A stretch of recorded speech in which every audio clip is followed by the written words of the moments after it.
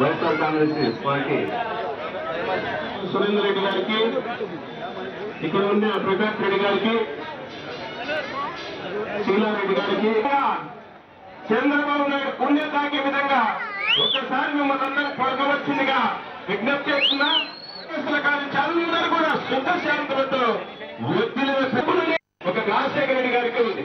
దానివల్ల ఎంతో మంది వైద్యులు ఇచ్చినటువంటి ఘనత రాజశేఖర రెడ్డి గారికి దక్కింది. పార్టీని బలోపేతం చేసేందుకు ప్రజలు ప్రోత్సహించి ప్రజలందరూ కూడా మన పార్టీతో పాటు ఉన్నారు అని ఒక సూచన కింద ఒక మంచి సైన్ అంటే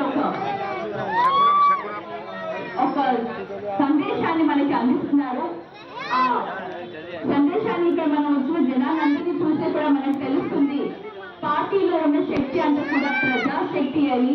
పార్టీలో ఏ ఒక్కరికి కూడా అధికారంలో ఉన్న వాళ్ళకి కాదు, ఎవరు వెళ్ళినా సరే వచ్చి వెళ్ళిపోయినా కూడా ప్రజల్లో ఈ అభిమానం ఉన్నది అని ప్రజలందరూ కూడా ఇక్కడికి వచ్చి మరీ ప్రూవ్ చేస్తున్నందుకు మీ అందరికీ కూడా నేను కృతజ్ఞతలు తెలియజేస్తున్నాను. మన పార్టీ ఒకే ఒకటి ఎప్పుడు కూడా ఒకటే చెప్తుంది, మనం నిజం మాట్లాడదాం, ప్రజల్ని మోసం చేయొద్దు, మనం ఏది చేయగలిగితే అదే మనం చెప్తాం ప్రజలకి. మనం ఆల్వేస్ ఎప్పుడు కూడా జగన్ ఒకటే అంటారు, మనం చేయగలిగింది చెప్తాం, చేయలేనిది మనం చెప్పద్దు. ఎందుకంటే మనం ఓట్ల కోసం వెళ్ళినప్పుడు అబద్ధాలు చెప్పి ఓట్లు తీసుకొని తర్వాత వాళ్ళ ముందుకి మనం చూపించలేని పరిస్థితి అనేది క్రియేట్ చేసుకోకూడదు అని జగన్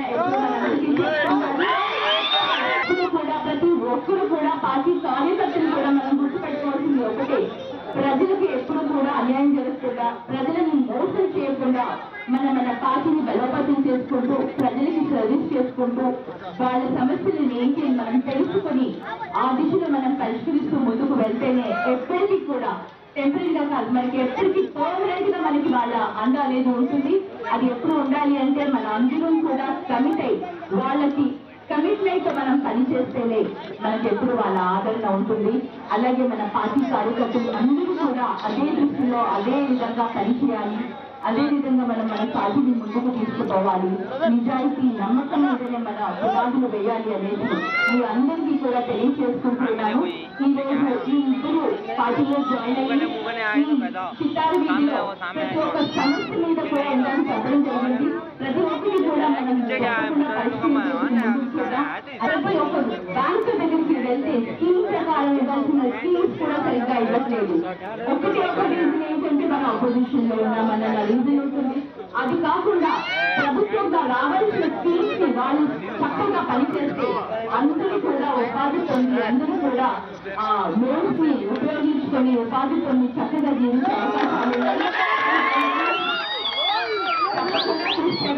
వాళ్ళు ఇవ్వనంత మాత్రం మనం వదిలేకూడదు. మన పద్ధతి మనం పట్టి మనం సాధించుకోవాల్సింది ఉంది. కాబట్టి నేను తప్పకుండా లోన్ గురించి ఆఫీసర్స్ తో మాట్లాడి ఎంతమందికి అవకాశం అయితే అంతమందికి వచ్చేలాగా మనం ప్రయత్నిద్దాం.